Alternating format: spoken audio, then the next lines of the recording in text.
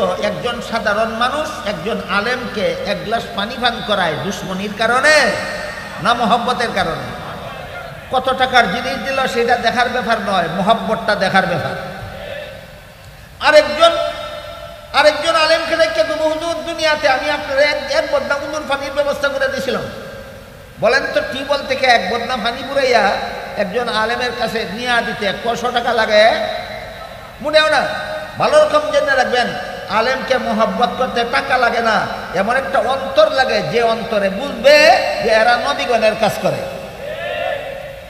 আমার কথা বুঝলেন কিনা আমি পরীক্ষা করবো। বলেন, আলেমকে মোহাব্বত করতে টাকা লাগে না একটা অন্তর লাগে?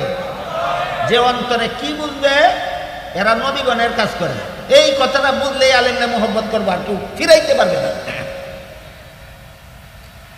কিছু আলেম এই সমাজে বাইরেছে যারা মোটা অঙ্কের টাকা না দিলে আপনি মোহব্বতের অধিকারী হতে পারবেন না। এরারে আমি কই শক্তিবাদী, এরারে আমি কই আপনারা দরদে, আপনারা জাহান্নাম থেকে বাঁচানির দরদে এরা ওয়াজ করে না, এরা ভকেট গরমের লোভে ওয়াজ করে। কাজেই যদি হেদায়েতের রাস্তা শিখতে চান তাহলে আপনাদের দরদে যারা ওয়াজ করে তাদেরকে দাওয়াত দিবেন, আর যদি এরার পকেট গরম করে দিতে চান তাহলে চুক্তিবাদীরে দাওয়াত করবেন। দরজা তো খোলাই, কেউ তো কেউ বাধা দেওয়ার অধিকার নাই, ওগুলো তো যার যার হাতে সাড়ে তিনা।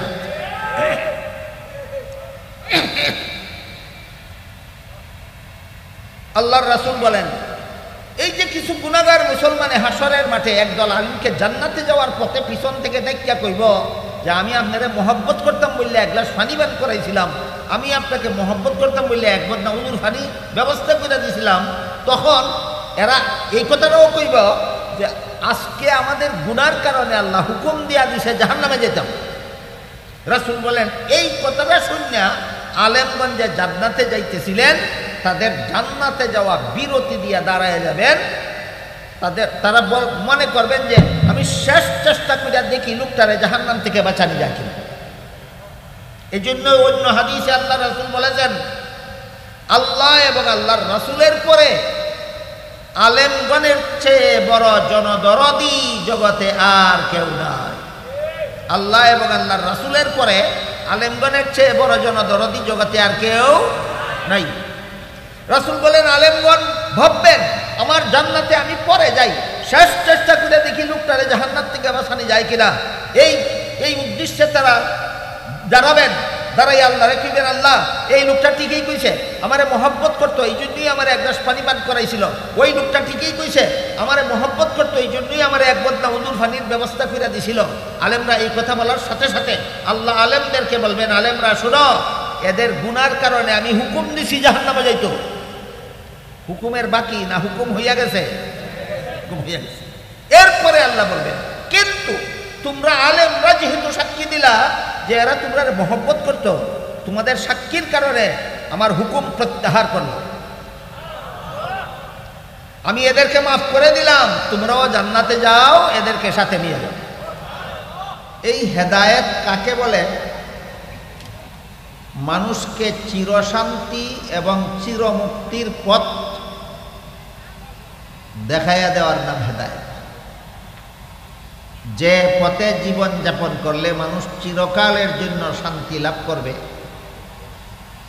যে পথে জীবন যাপন করলে মানুষ চিরকালের জন্য মুক্তি লাভ করবে, সেই পথ প্রদর্শনকে কুরআন হাদিসের ভাষায় হেদায়েত বলা। বুঝে থাকলে বলুন তো, এখানে সম্মেলনের আয়োজন হয়েছে, আপনারা আসছেন কিছুদিনের শান্তি আর মুক্তির পথ চেনার জন্য না চিরকালের শান্তি আর মুক্তির পথ চেনার জন্য?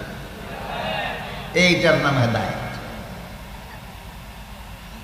এখানে এমন পথ দেখানো হবে না যে পথে চললে আপনি কিছুদিনের জন্য শান্তি পাবেন, মুক্তি পাবেন। এখানে এমন পথ দেখানো হবে যে পথে চললে আপনি চিরকালের জন্য শান্তি পাবেন, মুক্তি পাবেন। এমন পথ দেখানোকেই কুরআন হাদিসের ভাষায় বলে, বলুন তো কি বলে? হেদায়েত। যে পথে জীবন যাপন করলে চিরকালের জন্য শান্তি পাওয়া যায়, চিরকালের জন্য মুক্তি পাওয়া যায়, সেই পথ দেখানোর নাম হেদায়েত। তাহলে কি ওয়াজ মাহফিলে, তফসির মাহফিলে, ইসলামী কোনো অনুষ্ঠানে ক্ষণস্থায়ী শান্তি আর মুক্তির পথ দেখানো উদ্দেশ্য হয় না চিরস্থায়ী? চিরস্থায়ী। সর্বস্তরের মানুষকে চিরস্থায়ী শান্তি আর চিরস্থায়ী মুক্তির পথ দেখাবার জন্যই মাদ্রাসার পক্ষ থেকে এই সম্মেলনগুলি করা হয়।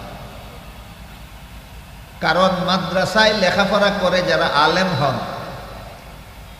তাদের কর্মজীবনের দায়িত্ব আল্লাহ খুব পরিষ্কারভাবে কোরআনে চিহ্নিত করে দিয়েছে। আল্লাহ বলেন ওয়ালিয়ুনযিরু কওমাহুম,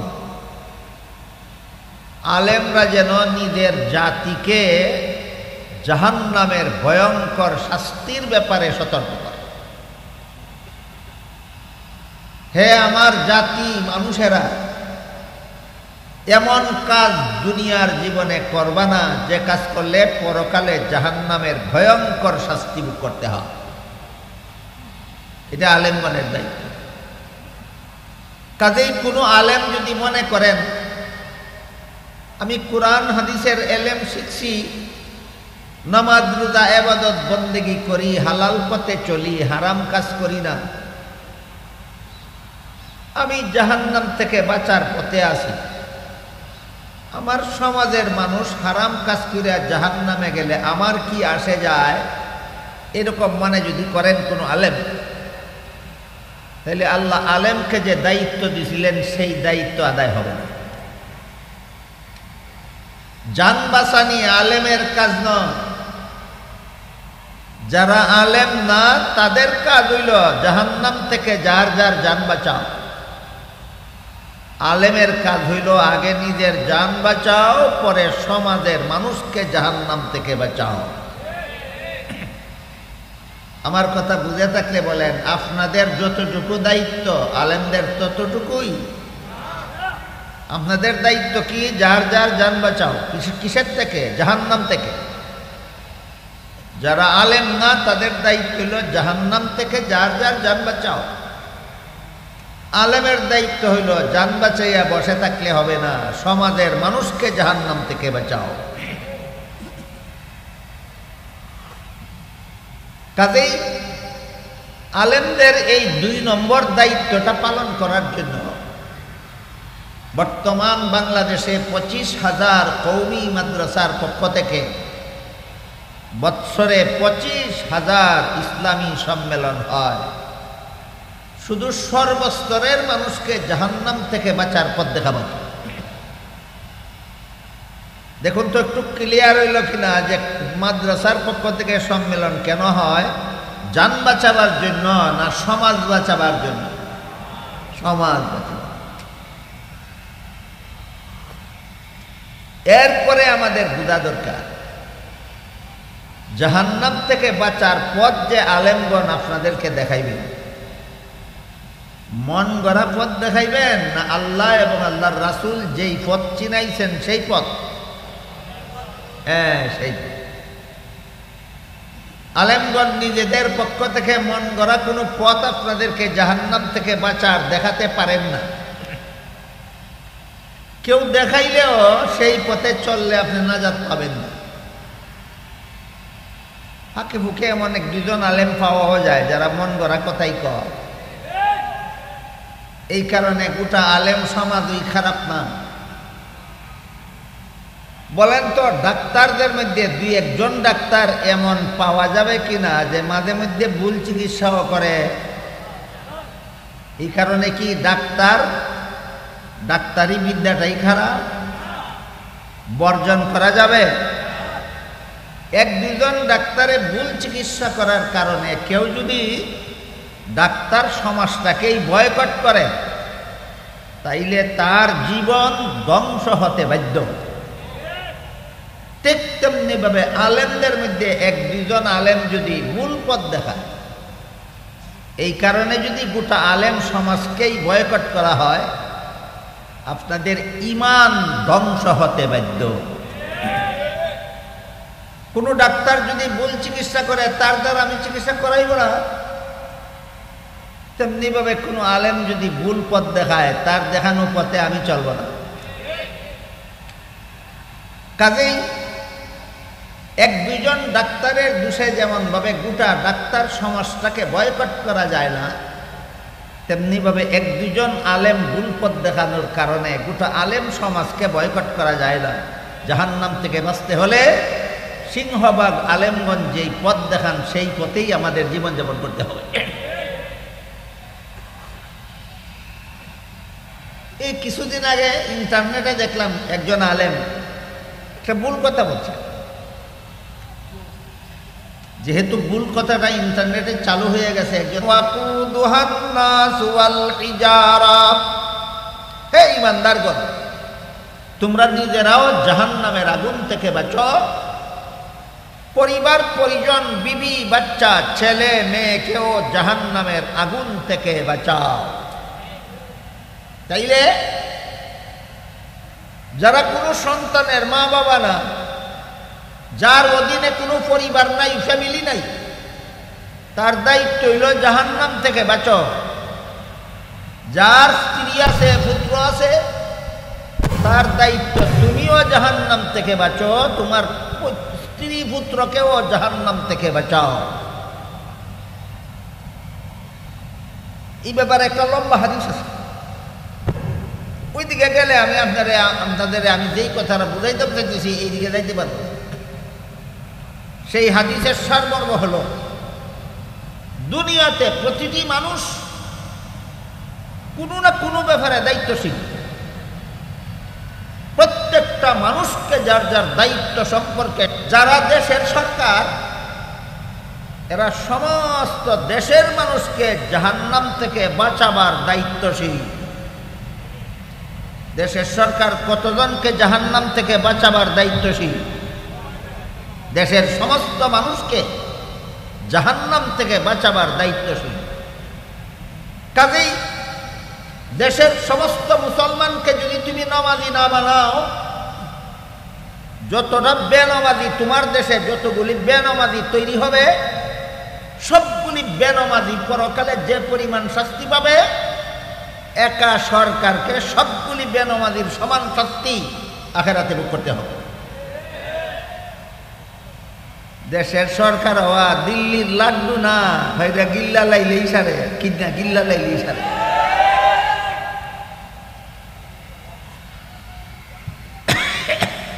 আমি এই জিনিসটারে বড় ডরাই, ভয় পাই। এই জন্য আজ পর্যন্ত জীবনে কোনো রাজনৈতিক দলও শরীকে ছিল। একটা দল গেলেই তো নির্বাচন করানো লাগবো, নির্বাচনে ফাঁস করলেই তো সরকার গঠন করানো লাগবো, সরকার গঠন করলেই তো আমার দেশের যত মানুষ যত চুরি করব, যত ডাহাতি করব, যত খুন খারাপি করব, যত জিনা ব্যভিচারী করব, যত দুর্নীতি করব, যত জালিয়াতি করব, যত সুদ খাইব, যত ঘুষ খাইব, সকলে মিলে যে শাস্তি সরকারকে একা ভোগ করতে হবে পরকালে, এক সমান শাস্তি। কাজে সরকার হওয়া দেশের দিল্লির লাড্ডু না, কিন্না গিল্লা লাইলেই খালাস। আমরা দেশ মানুষ বড়ি দিয়ে মাছ মারেনি, কাটাওয়ালা বড়ি এমনি মানুষের মাছের মুখের সামনে দেয় না, মজার আদার দিয়ে দেখা দেয়। মাছে বড়ি দীক্ষা গেলে না আদার দীক্ষা গেলে, ঠিক তেমনি ভাবে দুনিয়াতে অনেক মানুষ গদির লাড্ডুটা দেখিয়া গিলে, গদির লাড্ডুটা দেখিয়া গেলে আল্লাহ যখন সিফদুরা টান দিব, তোমার দেশে এত কোটি মানুষ বেনামাজি ছিল কেন? তোমার দেশে এত কোটি মানুষ চোর ছিল কেন? তোমার দেশে এত কোটি মানুষ ডাকাত ছিল কেন? তোমার দেশে এত লক্ষ মানুষ বদমাশ ছিল কেন? তোমার দেশে এত লক্ষ মানুষ দুর্নীতিবাজ ছিল কেন? তোমার দেশে এত লক্ষ মানুষ জালিয়াতিকারী ছিল কেন? তোমার দেশে এত লক্ষ মানুষ সুদখোর ছিল কেন? তোমার দেশে এত লক্ষ মানুষ ঘুষখোর ছিল কেন? সেই দিন বুঝবা গিল্লা লাওয়ার মজা কত।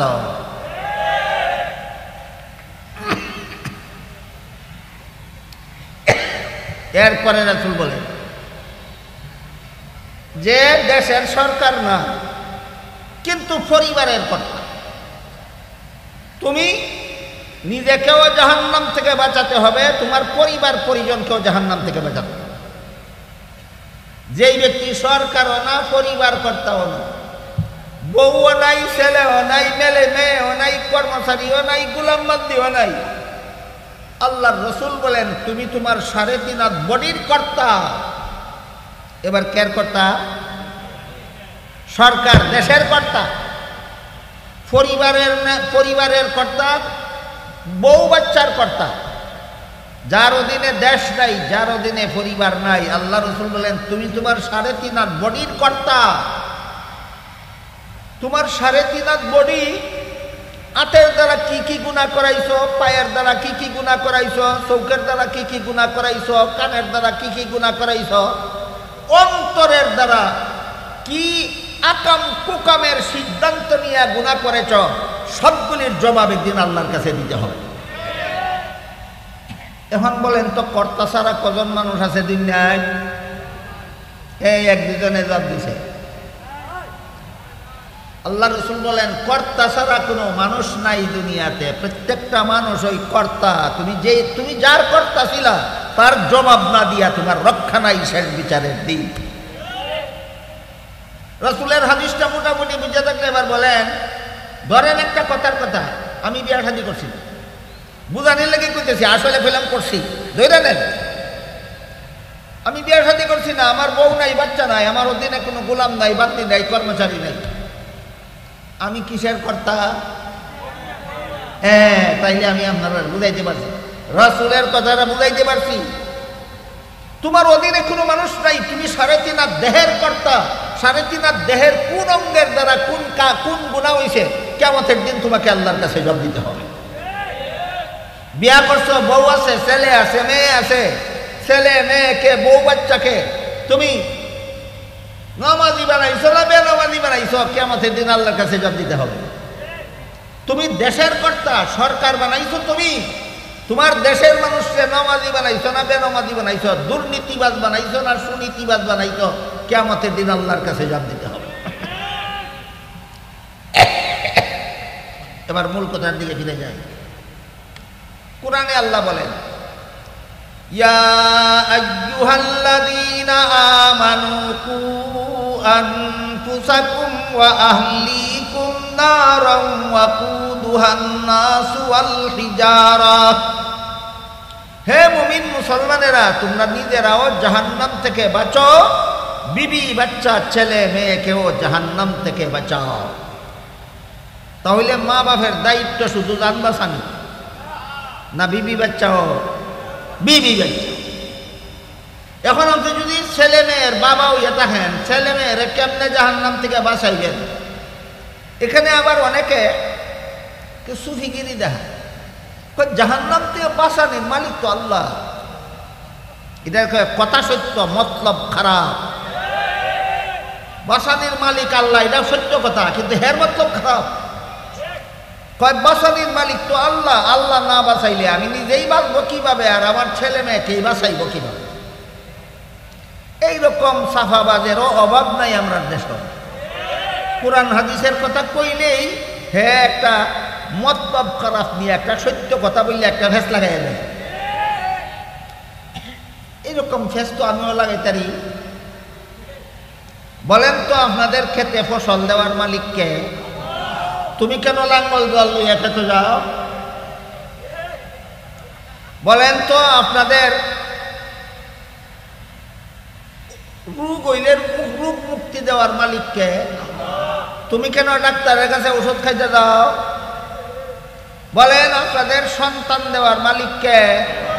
তুমি কেন বিয়া করতে যাও? এইসব প্রশ্নের যেই জবাব, জাহান্নাম থেকে বাঁচাবার মালিক আল্লাহ, তুমি বাঁচাইবা কেমনে, ওই প্রশ্নেরও সেই জবাব। ফসল দেওয়ার মালিক আল্লাহ, গৃহস্থী করার দায়িত্ব আছে আমার। রোগ মুক্তি দেওয়ার মালিক আল্লাহ, ওষুধ খাওয়ার দায়িত্ব আছে আমার, সন্তান দেওয়ার মালিক আল্লাহ, বিয়া করার দায়িত্বটাও আল্লাহরও। ওহন কি ও বিয়া করবার সময় বুঝে আমার দায়িত্ব আছে, আর জাহান্নাম থেকে বাঁচার সময় আল্লাহ বাঁচাইব, আমার কোনো দায়িত্ব নাই। বাটপার যেমন ভাবে সন্তান দেওয়ার মালিক আল্লাহ, বিয়া করার দায়িত্ব তোমার, তেমনি ভাবে জাহান্নাম থেকে বাঁচানির মালিক আল্লাহ, হালাল পথে চালানির দায়িত্ব তোমার। কথা বুঝলেন? এবার বলেন, আল্লাহ আমার ছেলে মেয়েরে জাহান্নাম থেকে না বাঁচাইলে আমি কেমনে বাঁচাবো? হালাল পথে চালাইবা তুমি, এর পরে আল্লাহ বাঁচাইব। তুমি যদি হালাল পথে চালাও না, আল্লাহ বাঁচাইবে না। কাজেই আল্লাহ যে কোরআনে বললেন, হে মুমিন মুসলমানেরা, তোমরা নিজেরাও জাহান্নাম থেকে বাঁচাও, ছেলে মেয়েকেও জাহান্নাম থেকে বাঁচাও। এবার বলুন, আমি আমার ছেলেকে আমার মেয়েকে জাহান্নাম থেকে বাঁচাবো বেনামাজি বানাইয়া না নামাজি বানাইয়া? নামাজি।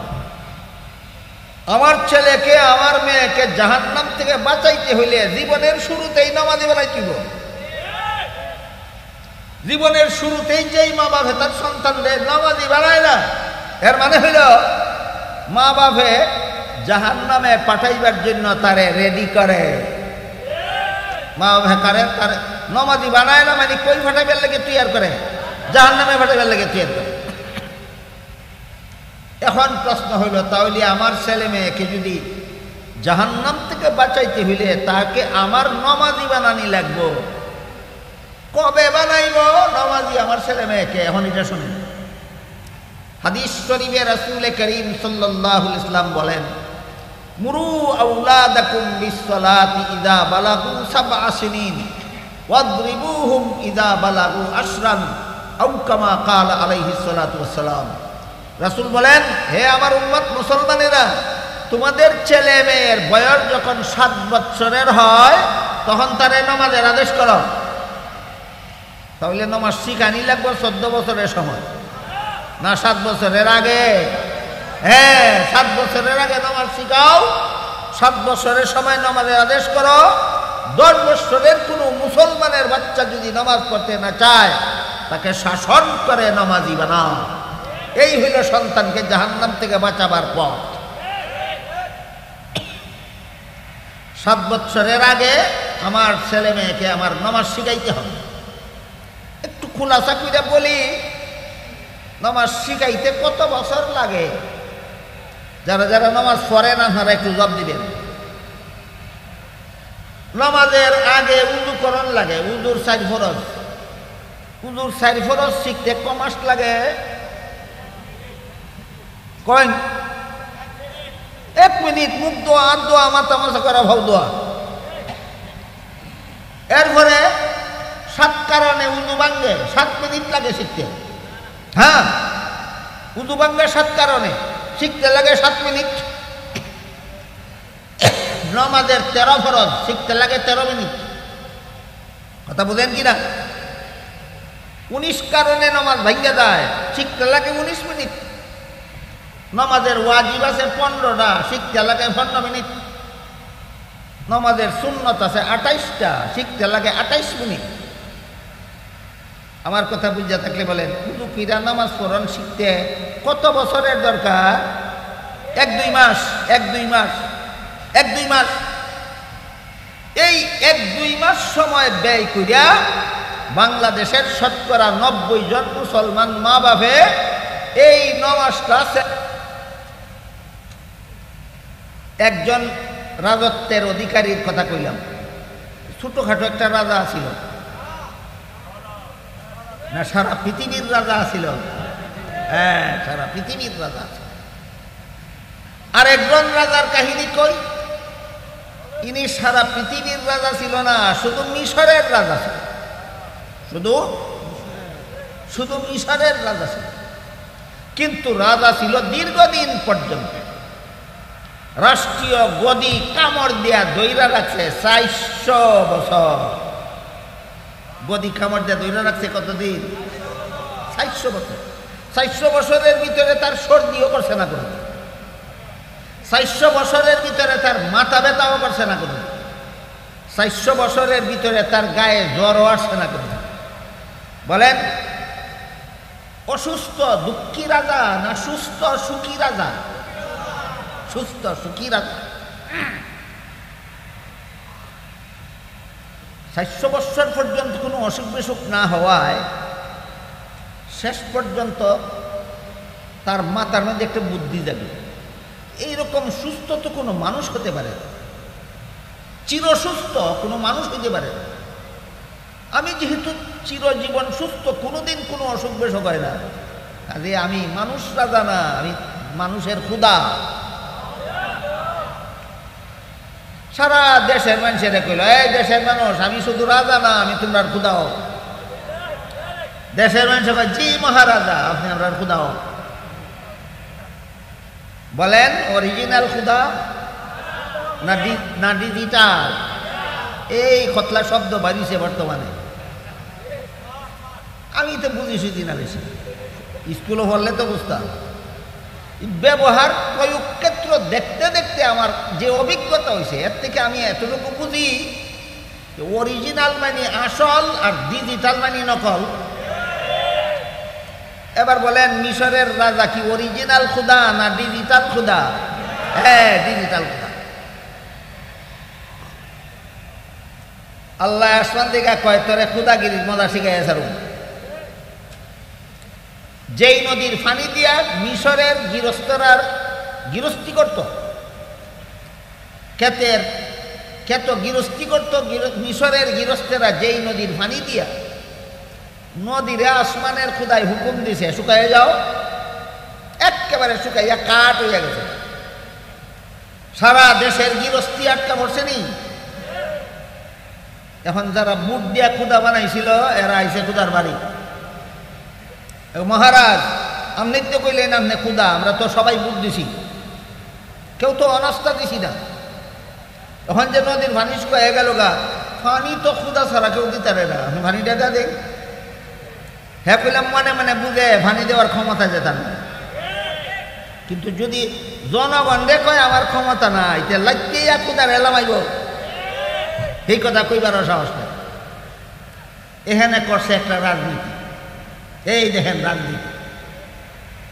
রাজনীতিরা কি করছে, জনগণে কইছে তোরা বাড়ির যা, আমি পানি দিয়া দিব, মনে মনে জানে আমি পানি দিতে পারতাম না।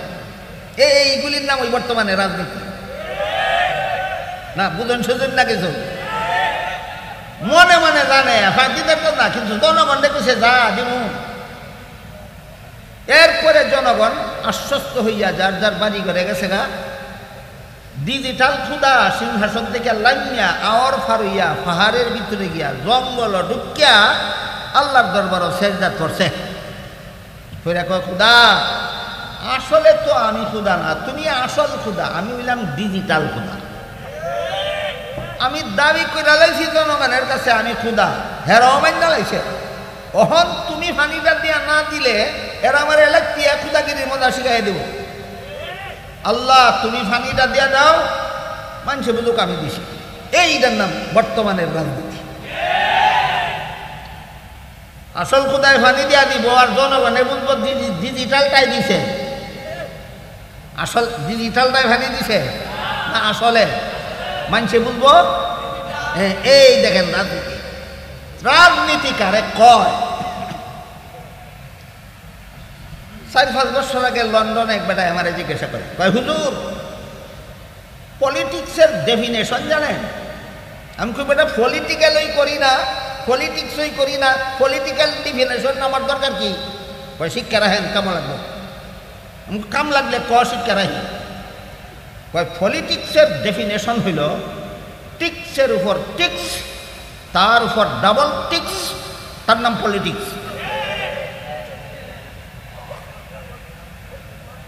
টিক্সের উপর টিক্স, তার উপর ডাবল টিক্স, তার নাম। এই ফেরাউনে শুরু করছে পলিটিক্স।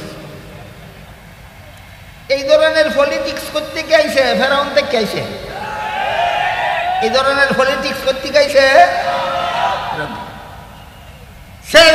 আল্লাহ রেখে, আল্লাহ নদীটা পানিতে তুমি বইরা যাও, মানুষে কিন্তু আমি দিছি।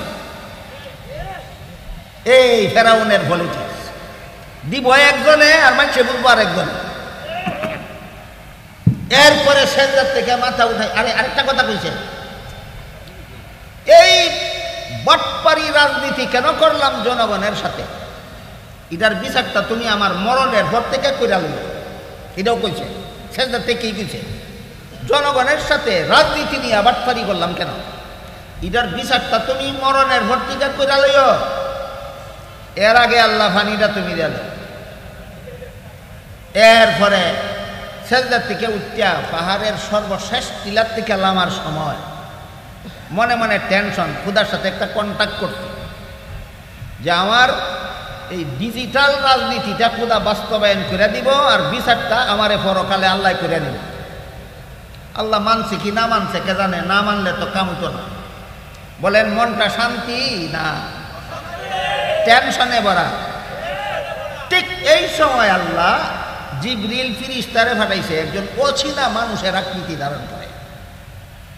এই জিবরিল যাও, এই ডিজিটাল খুদার কাছে গিয়ে একটা বিচার চাও। আল্লাহর হুকুমে জিবরিল একজন অচেনা মানুষের আকৃতি ধারণ করে আইছে। এখন মহারাজ আমার একটা বিচার। মহারাজা শেষ তিলার থেকে লামবো এই সময়। ফের মনে মনে টেনশন, খুদা আমার কণ্ঠাকে আসলো কি না আসলো না কে জানে। আর ইহানোর জঙ্গলে আইয়া এক বেড়ায় কয় আমার একটা বিচার উঠছে সেট। এই বেড়া জঙ্গল কেন বিচারে, আমি যখন ইজলাসে বলবো তখন বিচার, তখন কে বিচার চাইবে। কথা কইতে না কইতে টিলার থেকে চাইয়ে দেখে নদী পানিতে ভরপুর, নদী পানিতে। তাহলে এর কণ্ঠাকে আল্লাহ রাজি, কণ্ঠাকে আল্লাহ রাজি। দুনিয়া তোর, পরকাল আমার, ভাগাভাগি ভাগাভাগি। তুই দুনিয়াতে ইচ্ছা মতো ডিজিটাল রাজনীতি কর, আর পরকালে ইচ্ছা মতো তোরে আমি সাইজ করব। যখন দেখছে নদী ফানিয়ে ভরা, তখন তোর টেনশন না। হ্যাঁ ঠিক আছে, আইসব যখন জঙ্গল ওই কয়ালা তোর কি বিচার, কয়ালা তোর কি বিচার। কয় না বিচার তেমন কিছু না, একটা গুলাম মনিব রে মনিব মানে না, নিজেরে মনিব কয়, এই গুলামটার বিচার। বুঝছেন আপনারা? একটা গুলামের বিচার লই আইছি আপনার কাছে। এই গুলামে মনিব রে মনিব কয় না, নিজেরে মনিব কয়, গুলামটার বিচার। কয় এত বড় নিমক হারাম গুলাম, মনিব রে মনিব কয় না, নিজেরে মনিব কয়, এটারে লোহিত সাগরে সুবাইয়া মারণ ছাড়া আর কোনো বিচার নাই। বেড়ায় কয় ধন্যবাদ মহারাজা, আপনার সুবিচারে আমার ফরানটা জুড়াইল। দয়া করে লিখে দাঁড়াই, দয়া করে লিখে দাঁড়ান কি একবারে কাগজ কলম ধরে দিছে।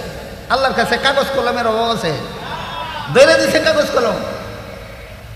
কাগজ কলম লইয়া লেখছে, যেই গুলামে মনিব রে মনিব মানে না, নিজেরে মনিব কয়, এমন এমন গুলাম রে লোহিত সাগরের পানিতে চুবাইয়া মারা ছাড়া আর কোনো বিচার নাই। লিখে দস্তক দিয়ে দিছে। কিছুদিন পরে মুসা নবী এবং মুসা নবীর অনুসারীরা দৌড়ানি তুলছে, দৌড়াইতে দৌড়াইতে দৌড়াইতে লোহিত সাগরের ভাড়া। শেষ রাত্রে লোহিত সাগরের ভাড়া। আল্লাহ মুসা নবী দেখলেন, হাতের লাঠি দিয়া সাগরের পানিতে আঘাত করুন। আঘাত করলেন, 12টা রাস্তা হয়ে গেল। এই লোহিত সাগরের পানির ফাঁকের রাস্তা দিয়া নবী তার অনুসারী লিয়া ভার হয়ে গেল। ফেরাউনে তার বাহিনী রেখে আমরাও এই রাস্তা দিয়া পার হইয়া যাব। হ্যাঁ আগে আগে গেছে, বাহিনী ফিসে ফিসে গেছে। সাগরের মধ্যখানে যাওয়ার পরে আল্লাহ কইলেন, হে লোহিত সাগর, যে আল্লাহর হুকুমে ফাঁক হইয়া নবীরে আর নবীর অনুসারীদের রাস্তা করে দিছিলা, এই আল্লাহর হুকুমে এই ফেরাউন আর তার বাহিনীরে চুবাইয়া মারো। ফাঁক বন্ধ হইয়া যখন নাকানি চুবানি শুরু হইল, ডিজিটাল খুদায় চিৎকার দিয়া কয়, আমি খুদা না, আমি খুদা না, আসমান জমিনের খুদাই খুদা। জিবরাইল আইয়া কাগজটা দেখাইয়া কয়, আগে দেখ এটা কিলা। ওই মনে আছে কাগজের কথা? এটা কি লেখা? কয় এটা তো আমার লেখাই দেখা যায়। কয় তোর ব্যাপারে জিজ্ঞাসা করছিলাম, তোর রায় মতো এই বিচার আরম্ভ হয়েছে। ইয়াতকিরা দেখছে, শেষ কথাটা কি কইছিলি? দুনিয়াটা ডিজিটাল খুদার আর আখের একটা অরিজিনাল খুদার, ইয়াদ আছে? দুনিয়াটা ডিজিটাল খুদার, আর আখেরাতটা আজকের থেকে অরিজিনাল খুদার খুদাগিরি শুরু হয়েছে, ডিজিটাল খুদাগিরি আজকের থেকে শেষ হইল। এই অবস্থায় এই ফেরাউন গদিতে ছিল 400 বছর। একটু দীর্ঘদিন সুস্থ অবস্থায় ফেরাউন রে আল্লাহ মিশরের গদিতে বসাই রাখার কারণে মুসা নবীর একটু খারাপ লাগলো, ভাল লাগছে না। মুসা নবী আল্লাহর এই ঘটনাটা ইয়াত লেখা আছে। এই মুসা নবী যে আল্লাহর একটা প্রশ্ন করছিল এখানে তফসিরে কবিরে লেখা আছে। মুসা নবী আল্লাহরে কই, আল্লাহ এই বেঈমানটারে দরনাকার লাগি, কেতটা বড় বাটপার, জনগণের সাথে কত রকমের রাজনীতি করতেছে, দরনাকার লাগিয়া।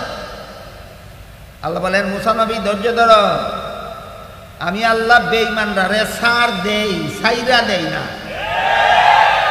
কি দেয় কি দেয় না? ছাড় দেওয়ারও কারণ আছে, ছাইরা না দেওয়ারও কারণ আছে। আল্লাহ বলেন ছাড় দেওয়ার কারণ হইল, হে খুদা দাবি করার আগে যে তার বাড়ির একটা গেট বানাইছিল, গেটটার মধ্যে বিসমিল্লাহ খুদাই কইরা লেখছিল। লেখাটা এখনো মিটে নাই, লেখাটার কারণে আমি ছাড় দিছি। আল্লাহ ডিজিটাল খুদাটারে 400 বছরের জন্য ছাড় দিল কেন? শুধু বিসমিল্লাহর কারণে। শুধু বিসমিল্লাহর কারণে যদি ফেরাউন আল্লাহ 400 বছরের জন্য ছাড় দিতে পারে, আপনি যদি হজ করেন, উমরাও করেন, তাহাজ্জুদও করেন, কোরআন তেলাওয়াতও করেন, আপনারা কিছু ছাড় দিবে না? খালি কয় আল্লাহ ধরে না কেন? আরে তুমি দোস্তা মুসা নবীর কাহিনী ভর গিয়া, আল্লাহ ধরে না কেন বুঝবে না?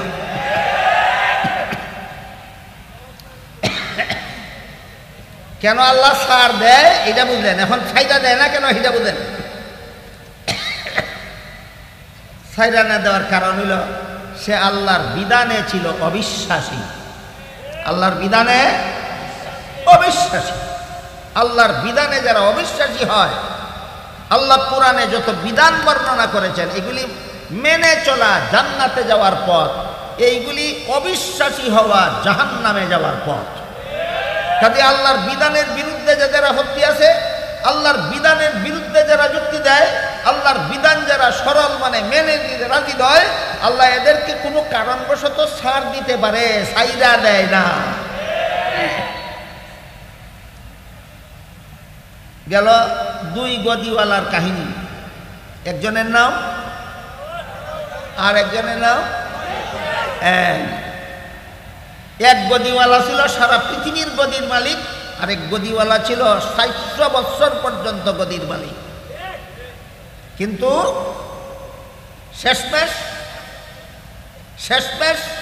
সফল না ধ্বংস?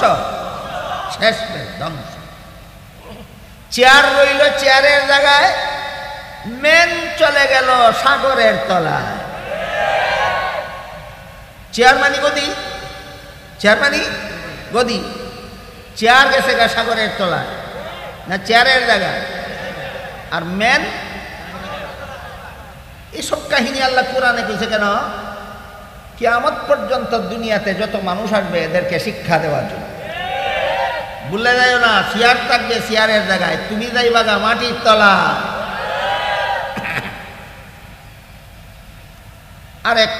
আরেক রাজনীতিবিদের কাহিনী কইতাম। এই মনে হয় 8-10 বছর আগে পাকিস্তানের একজন বুজুর্গ আলেম আমাদের বাংলাদেশে আসতেন ওয়াজ করার জন্য। নাম ছিল আল্লামা সৈয়দ আব্দুল মজিদ নদীম সাহেব রহমতুল্লাহ, নাই মারা গেছে। আল্লাহ তার কবরকে জান্নাতের বাগান বানায়। তিনি যখন বাংলাদেশে আসছিলেন তখন পাকিস্তানের গদিওয়ালা ছিল বেনজির ভুট্টো। তখন পাকিস্তানের গদিতে বসা ছিল বেনজির ভুট্টো। তিনি তার বক্তৃতার মধ্যে একদিন বলতেছেন যে আমাদের পাকিস্তানের প্রধানমন্ত্রী বেনজির ভুট্টো আজকাল নির্বাচন সামনে আসার পর থেকে তসবিহ পড়তে দেখা যায়। 12 মাস ওই তসবিহ পড়ে না নির্বাচন সামনে নিয়া তসবিহ। একজন আলেম জিজ্ঞাসা করলেন, আসন্ন নির্বাচন সামনে নিয়া কিসের তসবিহ পড়ো? কয় আয়াতুল কুরসির তসবিহ করি। আয়াতুল কুরসি আপনারা যারা জানেন বলেন তো, এই একটা শব্দ না অনেক অনেক লম্বা কয়েকটা আয়াত, অনেক লম্বা কয়েকটা। একজন আলেম বলেন আয়াতুল কুরসি তো অনেক লম্বা, তুমি এত তাড়াতাড়ি তসবিহ জানা কেমনে জানো? কয় আমি শর্টকাট করে বলছি। কেমনে শর্টকাট করছ? কয় একটা শব্দ আছে কুরসি, এর আগের শব্দগুলি বাদ দিয়া পরের শব্দগুলি বাদ দিয়া শুধু কুরসি কুরসি কুরসি কুরসি। কুরসি শব্দের বাংলা অর্থ গদি। কুরসি শব্দের বাংলা অর্থ গদি, আসন আসন, গদি। আমি গদি গদি গদি গদি গদি গদি। যারা 12 মাস যথারীতি আল্লাহ বিল্লাহ করে না, হালাল হারাম মানে না, কোরআনের বিধান মানে না, এরা যদি নির্বাচনের সময় তসবিহ পড়ে তাহলে বুঝবেন বেনজির ভুট্টোর তসবিহ পড়ে, আল্লাহর তসবিহ না।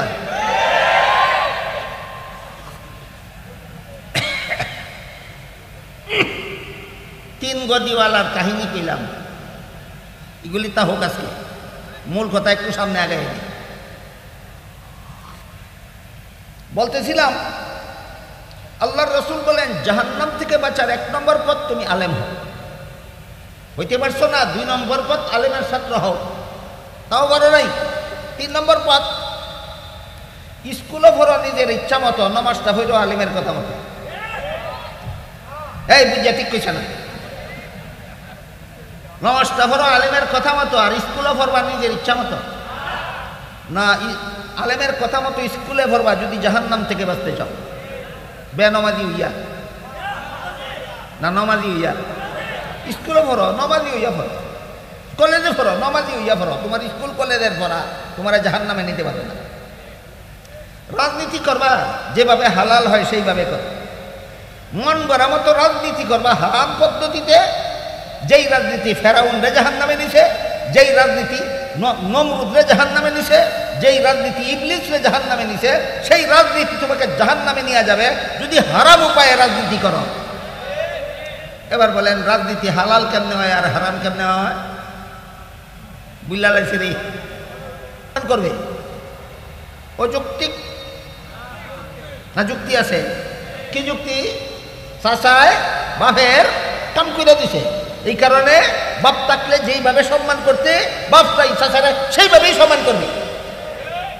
ঠিক তেমনি ভাবে রইসুল মুফাসসিরিন হযরত আব্দুল্লাহ ইবনে আব্বাস রাসূলের আপন চাচাতো ভাই রাদিয়াল্লাহু আনহুমা বলেন, আল্লাহ কোরআনে নবীকে যেভাবে সম্মান করার আদেশ করেছেন, কিয়ামত পর্যন্ত আলেমগণকেও নবী হুবহু নবীর মতোই সম্মান করতে হবে। তার কারণ নবীগণের আমলে নবীগণ দুনিয়ার মানুষকে জাহান্নাম থেকে বাঁচার পথ দেখাতেন।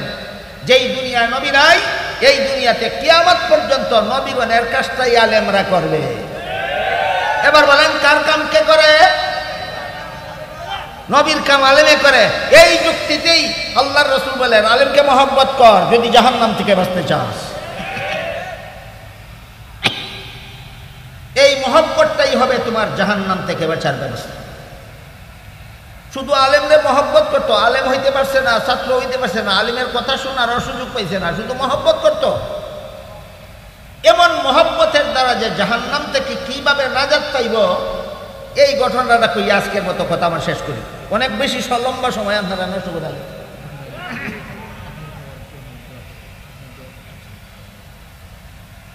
হাদিস শরীফে আল্লাহর রাসূল বলেন, কিয়ামতের দিন যখন সারা দুনিয়ার সমস্ত মানুষ জীবিত হয়ে হাসরের মাঠে দাঁড়াবে, বিশ্বাস হয়? বিশ্বাস হয়?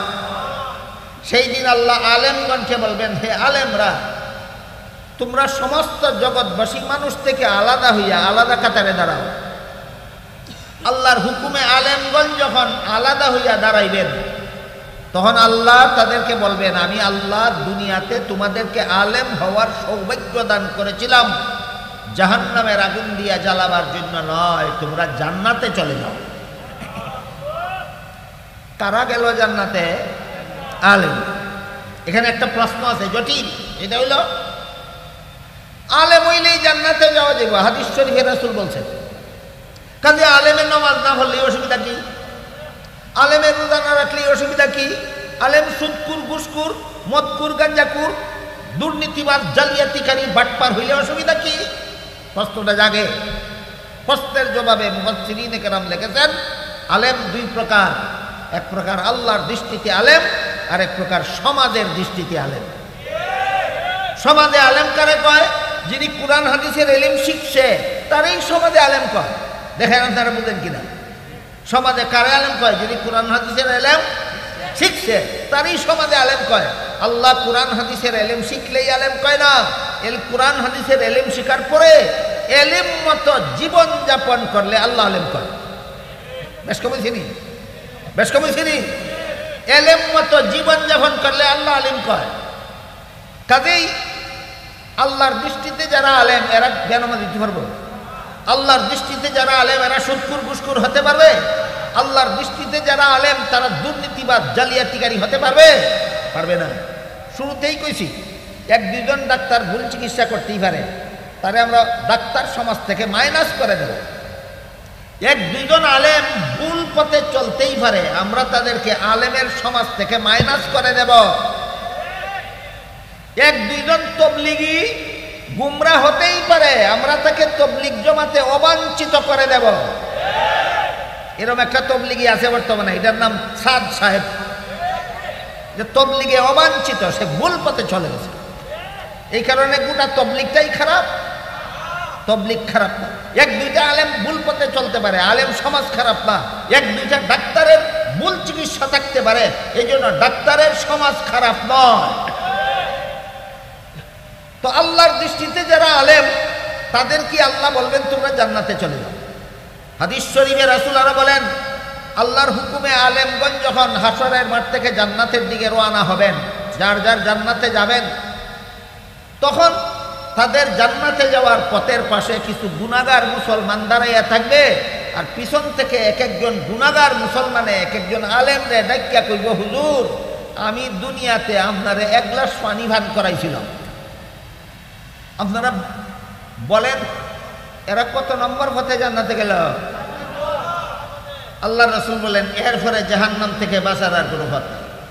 খুব পরিষ্কার করে রাসূল বলছেন, যদি তুমি আলেমও না হও, আলেমের ছাত্রও না হও, আলেমের কথা শোনারও সুযোগ না পাও, আলেমরে এক গ্লাস পানি পান করানোওয়ালার যেই ধরনের মহব্বত ছিল ওই রকম মহব্বত যদি তোমার অন্তরে না থাকে, তাহলে রাসূল বলেন তোমার কপালে জাহান্নাম ছাড়া আর কিছু নাই। হাদিসটা আগাগোড়া বুঝা থাকলে বলেন তো, এই যে মাদ্রাসার পক্ষ থেকে সম্মেলনগুলি করা হয়, আপনাদেরকে কত নম্বর পথে জান্নাতে নেওয়ার জন্য? 3 নম্বর। 3 নম্বর। যারা জেলখানায় তারার লাগি 4 নম্বর, যারা মাহফিলে আসে তারার লাগি 3 নম্বর, যারা মাদ্রাসাত পড়ে এরার লাগি 2 নম্বর, যারা মাদ্রাসাত পড়ায় তারা 1 নম্বর। সিরিয়াল নম্বরটাও বুঝলা গেলেন গা? যারা মাদ্রাসাত পড়ায় তারা জান্নাত জাহান্নাম থেকে বাঁচার কত নম্বর পথে আছে? যারা মাদ্রাসাত পড়ে, যারা ওয়াজ শুনে, আর যারা জেলখানার থেকে দিকে আলেমরে অন্তর দিয়ে মহব্বত করে। আল্লাহ রাসূল বললেন এছাড়া আর কোনো পথ নাই। ক্লিয়ার হইল? আল্লাহ আপনাদের আমাদের সবাইকে রাসূলের বর্ণিত 4 পথের যে কোনো পথে জাহান্নাম থেকে বাঁচার তৌফিক দান করুন। সবাই বলুন আমিন। সুবহানা রাব্বিকা রাব্বিল ইজ্জাতি আম্মা ইয়াসিফুনা ওয়া সালামুন আলাল মুরসালিন ওয়ালহামদুলিল্লাহি রাব্বিল আলামিন। দোয়া আপনারা কিনে ফেলে দিন, বড় যারা দোয়াতে শরীক